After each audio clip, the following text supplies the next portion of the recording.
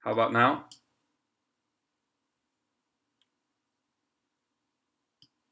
Any audio at all? Nothing? Hey! Perfect. Excellent. So it all seems to be sorted now. That's great. Cool. Guys, welcome to this live stream. I hope you're all absolutely fantastic out there. I am doing this live stream because I just realized that I'm about 600 views away from 2 million views on the channel, which is absolutely fantastic. And I am here to basically celebrate with that with you guys by answering all of the questions that you might have.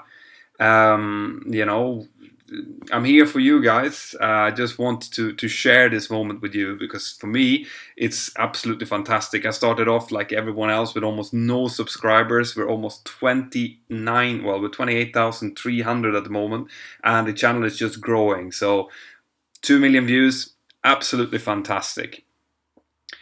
Jamila, thank you. Great to hear. Miabak, thank you as well. Guys, if you have any questions, feel free now because I'm going to try to answer everything that I see. But as you can understand, there's like 100 questions a minute here, so I'll just take the ones that I see and I'll answer them as we go along. So, Malik, aviation, why is being a pilot so expensive? Well, I guess you're referring to the fact that it's very expensive to become a pilot, and there's a couple of reasons for that. It's very very expensive to drive a flight school, to keep the airplanes flying, to keep the maintenance of the airplanes, to keep the instructors. All of that is quite expensive, and also the fact is that the most of the flight school also want to try to make some money out of you guys. So they the better the flight schools are, the bigger they are, the more they tend to charge in order to basically get as much money as possible out. That's the sad truth of it. I'm hoping that that's going to change during the next couple of years as the pilot shortage grows bigger. Tisan, thanks a lot. That's great to hear. Let's see more here. I'm gonna have to stop these comments because it's rolling so fast that I can't really see them all. Bahavia Talva, I had my first plane experience yesterday. How was it, man? I hope it was great. Did you go on one of those test lessons? Did you? Just let me know. Keep writing. I'll see. I'll try to see your comments coming up. How much hours to become a captain? Well, there is a legal limit. There's a legal minimum, which is 1,500 hours in order to lift your ATPL. That is basically that's the license that you need in order to become an airline captain. However, most airlines will require you to have substantially more hours than that. So I'd say a minimum around 3,000 hours, out of which a good 1,500 should be on the airplane that you're flying, mostly jet airplanes. So I'd say count on 3,000 hours at least in order to become a captain. Anwar Hassan, why do the 737 instruments flicker in flight? Well, they don't actually. For us when we're flying, they're not flickering. However, if someone is filming inside of the cockpit, which I guess is what you've seen, then depending on what kind of camera they're using and how many frames per second the camera is using, it will be it looks like it's flickering, but it's not actually flickering. Monster, what should I do in high school in order to set myself up? Well, I've been talking about this quite a lot in my podcasts up until now. You need to try to involve some physics and some math, concentrate on being good in those subjects, and then concentrate on getting good grades in all of your subjects, because you're going to need it if you are going to apply, for example, a government-sponsored program or into one of the cadetships. It's likely that they're going to look at your grades. So make sure that you do well in school. That's something that I always try to encourage. Luke Sky, I'm studying instruments for Friday test, so I would be honored if you would wish me good luck. Of course, man. Best of luck. You know you can do it. So I don't think that it's luck that you need. You just need confidence in yourself, and you know that you know this stuff. So just go for it, man.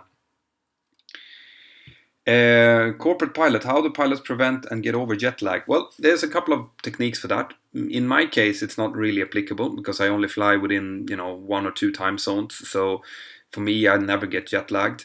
My friends who fly the larger long-haul jets, they do get jet lag, and either you can try to just acclimate yourself as you're going, depending on how long the trip is. So if you're going to the United States from Dubai, for example, and you're going to stay there for a couple of days, then you might think about acclimating yourself slightly in order to get the best, the most out of your layover. However, that is going to cause a lot of jet lag. So the ones who don't want jet lag, they try to stay on the time zone that they have in their home country, which means that they are going to be awake at night and sleep during the day in their destination. But that's the price you have to pay if you want to keep yourself out of jet lag. Being completely out of jet lag is almost impossible, which means that it is quite tiring to do these really long trips for a long period of time. More. Shalem, Obadia, hi Mentor. How would a single pilot manage to land the plane in case of the other pilot being incapacitated? It must be a mental struggle. Yeah, we do practice pilot incapacitation, and I mean I've been mentioning before about the importance of having two systems, about having redundancy in all airplane systems, and pilots are part of that. We are redundant, which means that one pilot can safely fly and land the aircraft. It is a bit weird, especially if the other pilot is being taken out of the cockpit and you're sitting there by yourself. But what I tell people, the kind of strategy to adapt is to do play the role of both pilots. So you do both the call outs and both the challenges and the responses for both pilots as you're flying. That way you will feel less weird, and you also obviously have to do the parts of both pilots. So for example, if I want to extend flaps, I would start with saying, well, okay, flaps 1, and then speed checks, flaps 1, and select it. So I would say both my own role as pilot flying and the role of the pilot monitoring to keep it as close to normality as possible, and that's the way to kind of tackle it. And it's also the way to remember to do everything, because it's can be quite tricky. Let's see more. Airbus or Boeing? This is a classic one. I always tend to get this question. I have only flown Boeing, so I am a Boeing man. I really like the design features of the Boeing. I like the fact that the pilot has the final word over the computer. In most cases, that's a good thing. Not in all cases. However, I would love to try to fly an Airbus, because I'm really curious about that kind of design philosophy, and it's always from a professional point of view, it's always nice to try something else and to challenge yourself, and I know that it would be a challenge for someone who's flown the Boeing 737 for almost 15 years, or more than 15 years now, to switch over to completely new philosophy. So I'm a Boeing man, but I wouldn't mind changing over and try the Airbus. That's my question. That's my answer to that. Kalle King, I'm colorblind. Can I become a pilot? Well, this is one of those things that I'm really careful about. I never talk about medically oriented questions, and the reason for that is because I'm not a aeromedical examiner. I don't really have the qualifications to tell you what you can and cannot do. So what I would suggest you do is you contact your closest AME. You can just Google AME in your town and you'll find some, and ask them all of your medical questions. I know that before, colorblindness used to be a showstopper. However, I know that there's been some involvements in that. So contact them and see. I wish you the best of luck anyway, my friend. More. Sean Reuter, how many flight hours do you have? I haven't summed them up for a little while now, but I am above, I'm around 10,500 hours, I think, at the moment.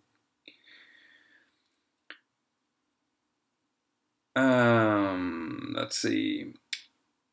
Dimitri, what was the hardest part during your flight training? Well, it's a little bit special in my case, to be honest, because I did my high school / college together with my flight training, which meant that the pressure, the school pressure on us was absolutely extreme. We had to do a natural science degree the same time as we were doing our ATPL test. So some weeks we were doing like, the Monday we had a 3-hour math exam, the Tuesday we had a navigation exam, the Wednesday we had a physics exam, and the Thursday we had an exam in meteorology. So I actually had weeks like that, and that was extremely hard. But if you look from a skill point of view, then the single pilot multi-engine is probably the highest, the most complex operation that you will do during your entire training, but it's also the most fun. So you will live through it. What airline do you fly for? This is also something that I get very often, and as always, I do not discuss my employer. The reason for that is because I have had a discussion with my employer about this. They do not really want to be involved in my channel because they have no influence of what I'm going to say. So they've said, if we're fine with you doing what you're doing, as long as you're not involving us in it.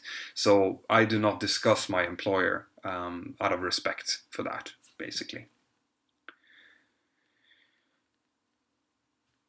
Right, more questions. It's great to see you all here. There's 158 now watching. I hope more and more will come in and join this podcast, which I'm doing, well, this live stream, which I'm doing to celebrate that I probably already am. But if I am not already, just about now, I am crossing 2 million views on the channel, which is absolutely amazing. The Doc 201, how did you build flight hours for your CPL? Well, I did a modular course. Sorry, not a modular course, I did an integrated course. And then as an integrated course, you just kind of do it. You don't have to build hours between your PPL and your CPL. It's all an integrated part of it, so I didn't have to build for that. Good ways to build hours otherwise. There's many ways. Contact your local glider club, for example, see if they need pulling pilots to pull the gliders up. That's a very common way of doing it. If not, get your instructor rating, and start instructing, because that's a very effective way of gaining hours very quickly. Now, you probably haven't met my youngest son. This is William. Hey, William. Yeah, you can take that. Wait. There we go.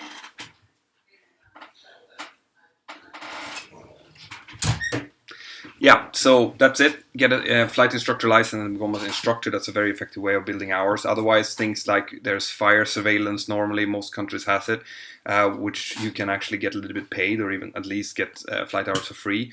Always ask your friends and family if they want to go out and share the costs of flying. Most of them actually do want to go out and see how their houses look from above. So, there are many ways, and don't stop for anything. Try to get those hours in whatever way that you can.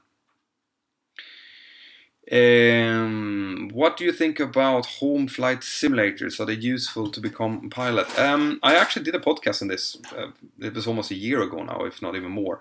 I think that flying simulators at home is a great pastime. I think that you learn technical stuff. You learn how to find your way around the cockpit, how the different systems work, and all of that is good. However, I wouldn't count on it being a fantastic tool for actually learning how to fly the real aircraft, because in reality it is a lot different. Okay, and also there is a small risk with flying too much flight simulator and taking it too seriously, that you will learn procedures in a way that you are going to have to then de-learn in the simulator when you get your first flying job. And I see this a lot with people who are coming in from other airlines, because they will have done their SOPs, their standard operating procedures, in one way, and now they have to change, and that's very hard. And if you're coming in having learned procedures in a specific way, but without any experience on type, that can actually be a bit of a problem. But, seeing overall all kinds of knowledge that you can gain is positive. So I definitely wouldn't tell anyone not to do it. I think it's probably a good thing, mostly. Pilot Akil, do you fly small planes, and how often? Actually, no. No, I haven't flown. I haven't flown smaller planes in a long while now. Mainly because I've been moving around in Europe. I've been, living both in the UK and in Sweden and in Spain, and I haven't signed up with any local flight schools or anything like that. And to be honest, when I'm done flying after my week, I've quite often flown quite a lot, and I don't really have the urge to go out to the airport again and fly again. But now, when my boys are starting to be a bit older, I might reconsider that because they think it's going to be fun. So I would love to take them out for some flights. More questions. What is the longest flight that you have ever done? The longest flight that I have done was a delivery flight from Seattle to Ireland, to Dublin. It was 10 hours in a 737, which was an absolutely fantastic experience. One of my highlights in my career, actually. But that's by far the longest I've flown, and that's the longest you can fly with a 737. Basically, it was just on the borderline of being able to do it in one go. Moritz boy, gay. Fair enough. Good for you, man.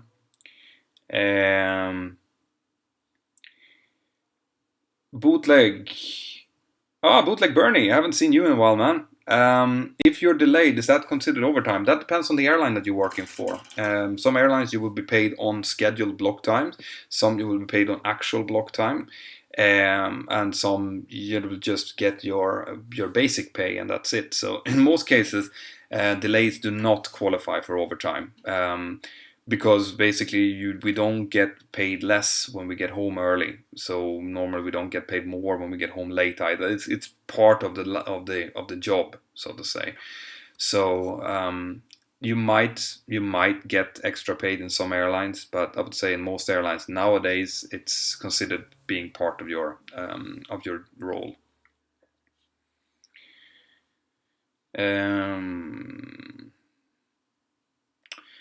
Tom Atkinson, hey Mentor, what should I do after school to become a pilot? This is a little bit too big of a question to answer on a live stream like this. Have a look at how to my video that I made said how to become a pilot. It has a lot of good tips in there, and also you can look at my license series where I explain what each license is, and that will tell you a little bit of what you need to do. So best of luck, my friend. Airbus 350 or Boeing 787, well, they're both absolutely amazing aircraft. So until I can see some actual performance figures on them, I can't really say anything. I would love to try both of them. Stuart, how long does was that an integrated course that you asked? How long does an integrated course last? An integrated course generally around 2 years, maybe 2.5. So can be shorter than that as well. They're very compressed, so make sure that you started. Not, I wouldn't say well prepared, but be prepared to work really hard, because you're going to have to learn all of that. And in fact, I'm going to release a video with Teddy very soon, where he will give you a course outline of the school that he is going to. So stay tuned for that. It's going to come up very soon, and he's going to explain what each segment is and how long it takes and how many exams are involved and stuff. So stand by for that. I think you're going to like that one.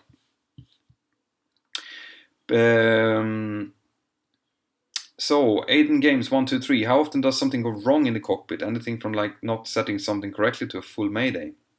Yeah, like I mentioned in my video about pilot mistakes happen every day. On every flight, someone makes a small mistake. But it's always being picked up by the other pilot or by ATC or by the aircraft. That's the way that the redundancy kind of works. So mistakes are being made continuously. Major mistakes and major malfunctions happen very rarely. Technical. If I have maybe 2 or 3 technical faults that actually in flight affects the flight in any way during a year, that's a lot. They are so well maintained. You can imagine yourself having a car, and every night you would have an engineer going through the car to make sure that nothing special needs to be checked, change the oil, fix everything up, and then every month the same engineer would kind of pick the car apart and clean everything and put everything together and make sure it works. That's kind of the way that you can imagine how often your car would have any problem if that was the case. But this is the case with aircraft. So they're very, very well maintained, so very, very rarely something serious happens. There are things like light bulbs and stuff that needs to be changed. Would you transition to a 747? I would love to fly the Queen of the Skies. Actually, 747 is one of those aircraft that I would love to get my hands on and try to fly. I don't think that that's going to be the case because I'm not interested in going long haul as it looks right now. And when that becomes an issue, then when my kids have grown up and so on, then I don't think maybe there won't be too many 747s flying, unfortunately. But you never know. In this business, you absolutely never know. David, what is better, integrated or modular training? Well, there's nothing, I can't say that anything is better than the other. It depends on your personal circumstances, guys. All up to you. If you are struggling with money, for example, then maybe the modular course is better because you can work meanwhile and build up money and pay as you go. The integrated, it's better if you have short of time for whatever reason, you want to do it quickly. It saves a few hours as well. But, it's absolutely impossible to say that one is better than the other. So, let's see then. More questions. Will the US Mentor Cadet program be starting soon? Well, to be perfectly honest, I haven't had any applicants. I went out and asked for American cadets or someone in America that wanted to take part of the Mentor Cadet scheme.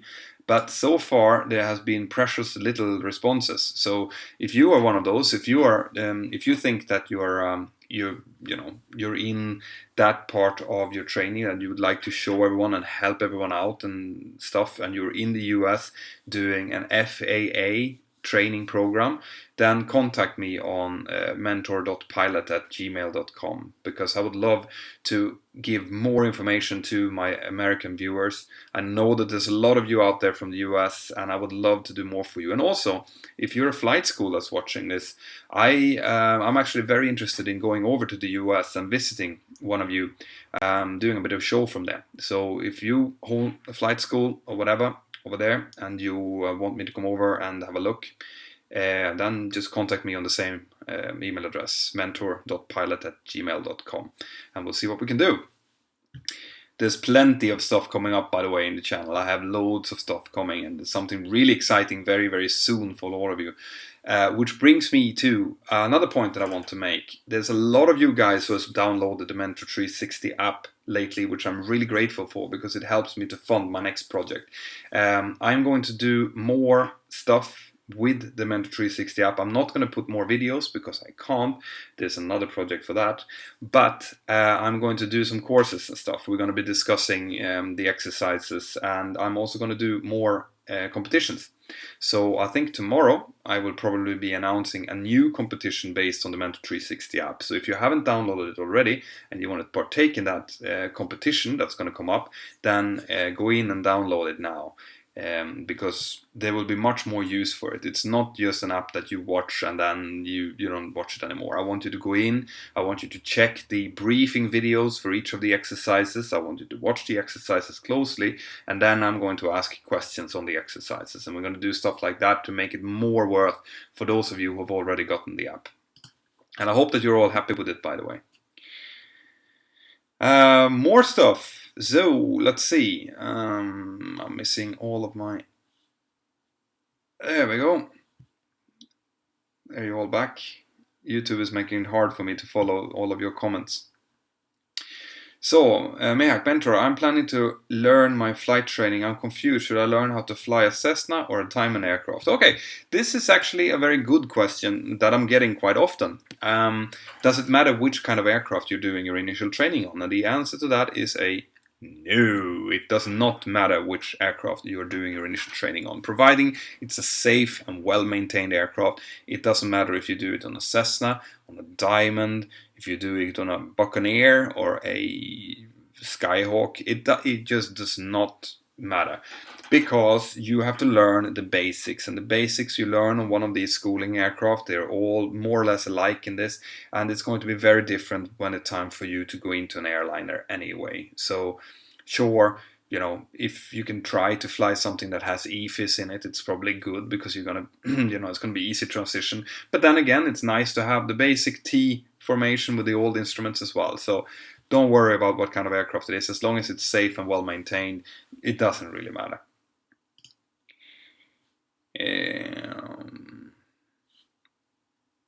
More questions.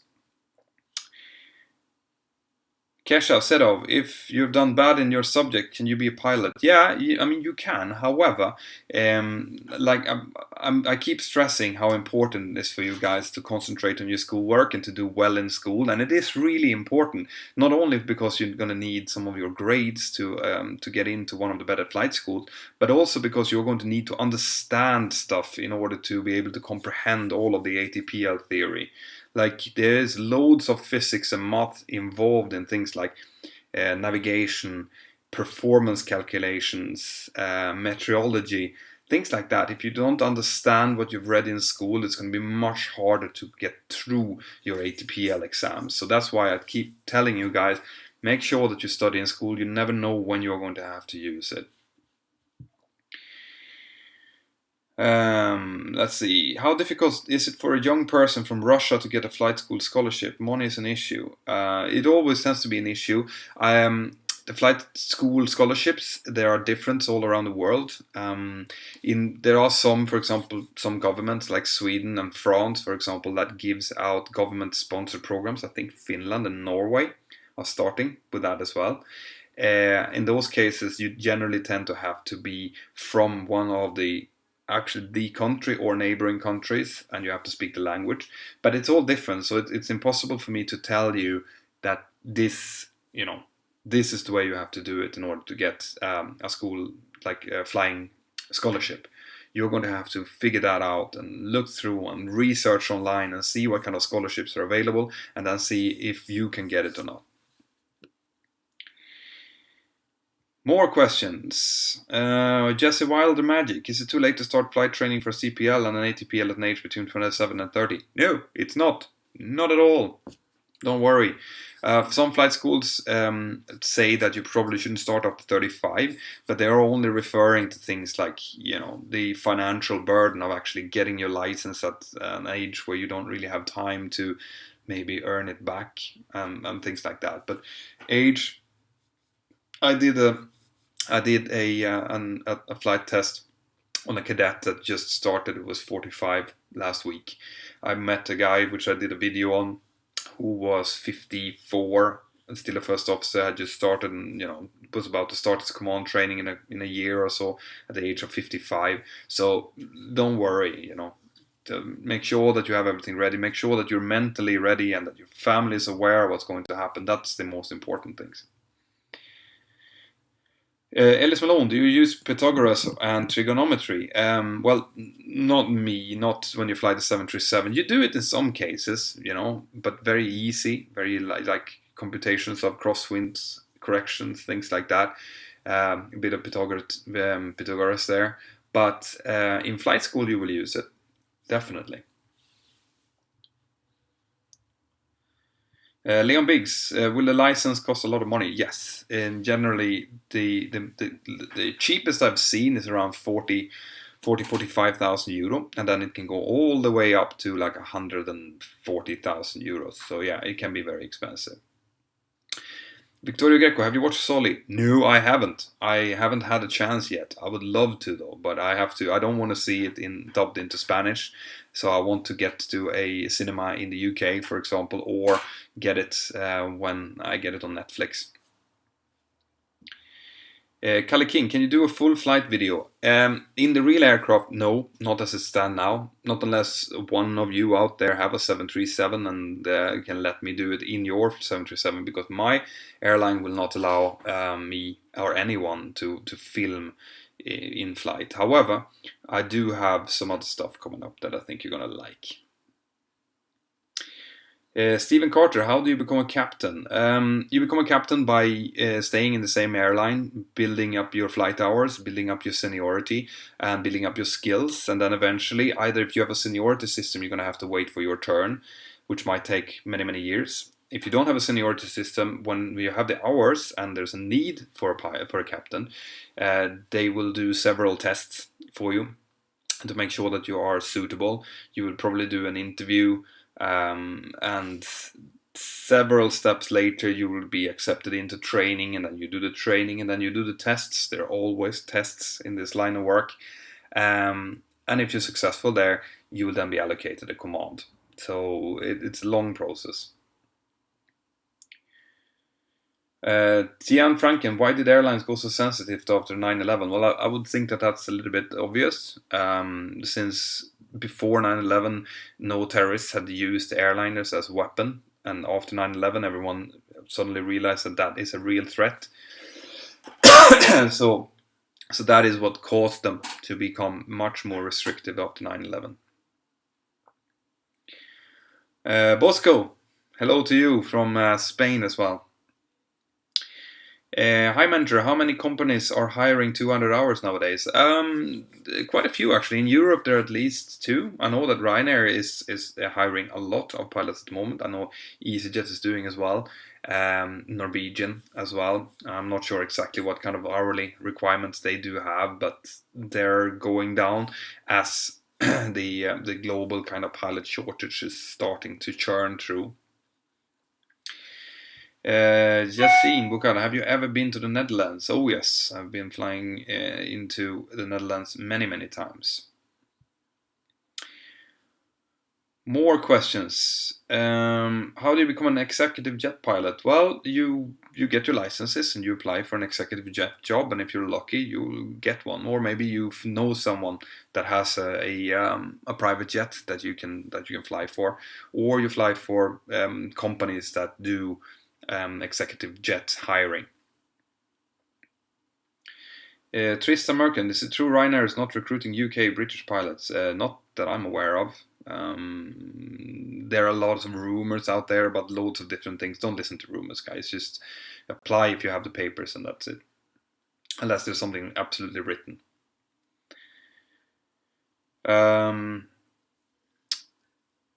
More. I'm going to have to start wrapping this up soon, guys. So I'm going to take the last couple of questions of this live stream.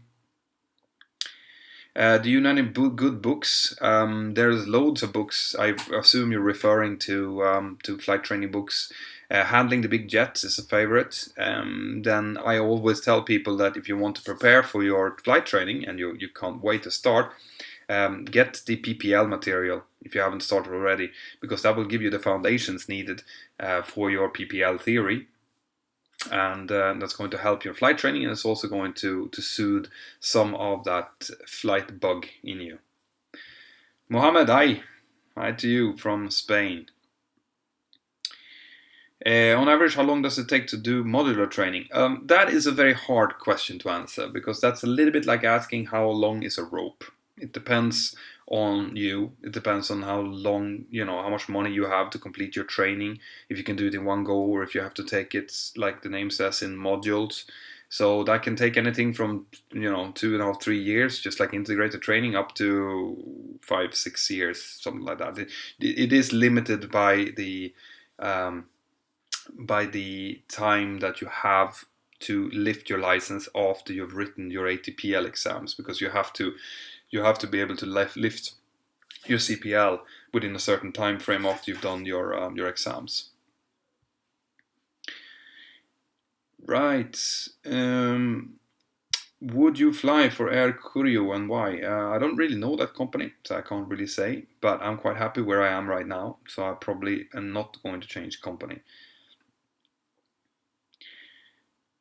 Do you sometimes get bored? Yeah, I do. It would be very strange. If you have an occupation where you never get bored, it's going to be a very, very strange occupation indeed. You do get bored sometimes if you have really long flights, you have nothing to do, or you don't really mix well with your co-pilot, nothing to talk about. Then yeah, you can get bored, absolutely. But then there's always things that you can do. All those things that you can think about. Like I have you guys, I have this channel, I have stuff to think about. So if there's nothing happening, nothing going on, I can always plan new stuff for you guys. How much do you make a year? Enough.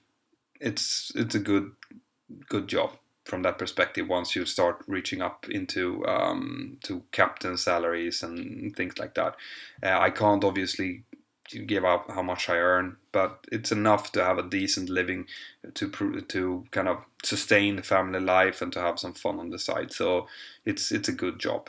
However, you should also factor in that in most cases, if you're a pilot, you work on such hours that maybe your spouse will not be able to work. So while in a normal relationship you would have two salaries, you most likely is only going to have one, and that does make a big difference in family economy.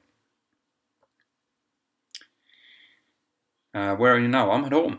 I'm sitting at home finally in Spain. I'm going back to Italy on Saturday to continue work in the simulator. Where did you last fly? Last flight I did was to London, actually, to Stansted. Do you like the pilot side TV movies? Yeah, I've seen them. They're great. They're, very well produced. Being someone that actually does produce videos, I can certainly appreciate the work that goes into making those. So they're very good. Do you recommend having kids? Yeah, I do. It's fantastic. That's what life is about.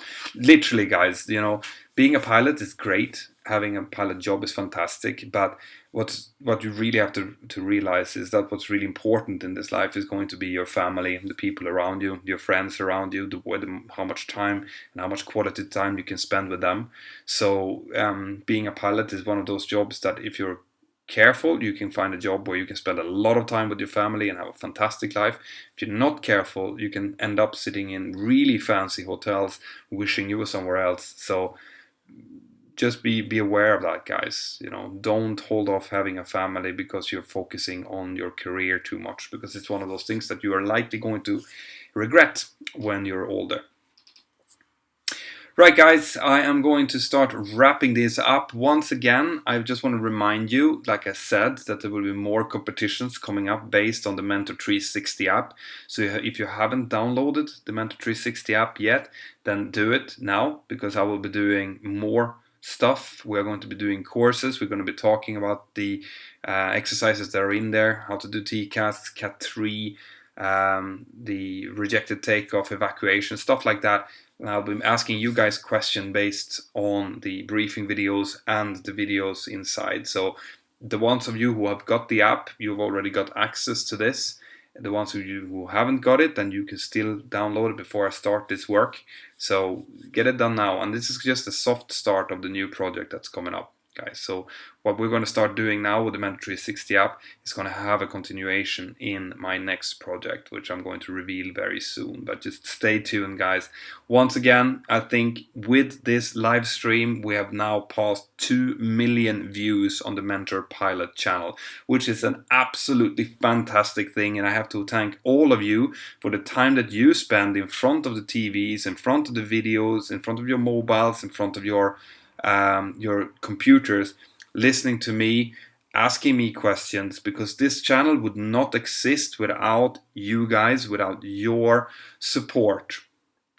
I hope that I can help you guys. I hope that the little things that I do, the answers I get, I give to the questions, that they help. It's only my view. There are several other views, but I hope that you like what I'm doing, and I want to thank you for all of your the love that you're giving the channel, basically. So with that being said, I'm gonna sign out. Have an absolutely fantastic evening, guys, and I'll see you next time. Bye bye.